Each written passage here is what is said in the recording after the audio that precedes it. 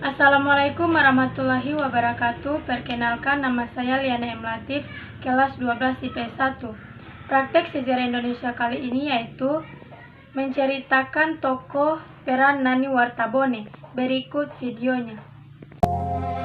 Dalam catatan sejarah negara proklamator negara kemerdekaan Indonesia secara nasional adalah Insinyur Soekarno dan Muhammad Hatta, yang kemudian mereka dikenal sebagai Presiden dan Wakil Presiden pertama Indonesia.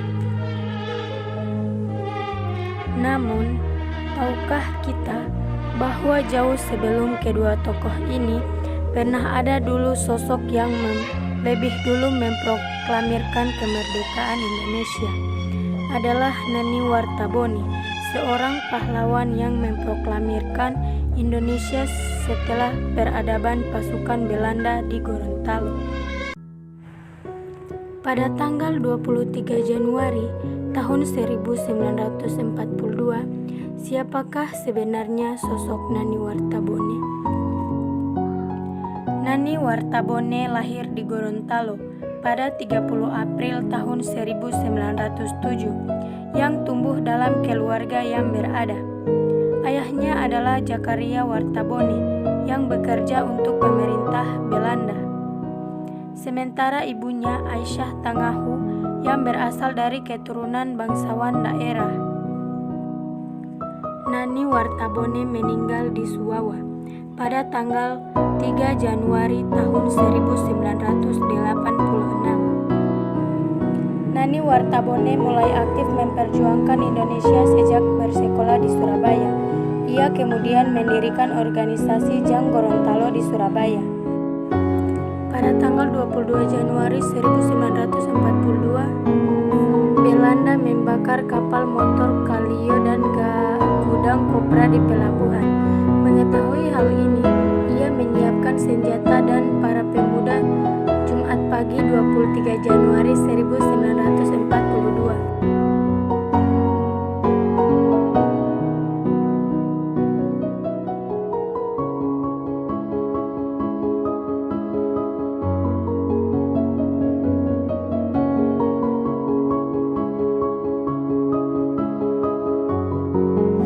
Jepang menguasai Gorontalo pada 30 Desember 1943 dan dibawa ke Manado.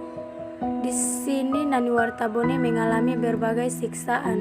Salah satu siksaan Jepang yang masih melekat dalam ingatan masyarakat Gorontalo hingga saat ini adalah ketika Nani Wartabone selama sehari semalam ditanam di seluruh tubuhnya kecuali bagian kepala di pantai di belakang kantor Gubernur Sulawesi Utara sekarang.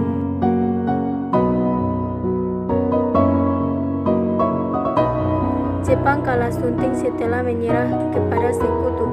Jepang masih tetap menghormati Nani Wartabone sebagai pemimpin rakyat Gorontalo. Ini terbukti dengan penyerahan pemerintahan Gorontalo dari Jepang kepada Nani Wartabone pada tanggal 16 Agustus 1945. Sejak hari itu Sangsaka Merah Putih kembali berkibar di bumi Gorontalo setelah diturunkan Jepang sejak 6 Juni 1942.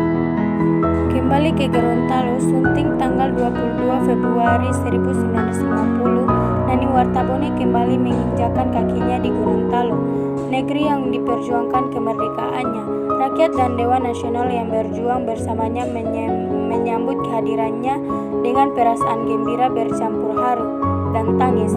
Kapal Bateku yang membawa Nani Wartabone disambut di tengah laut oleh rakyat Gorontalo. Nani Wartabone kemudian ditandu dari pelabuhan dibawa keliling kota dengan semangat patriotisme. Jiwa patriotisme Nani Wartabone kembali bergejolak.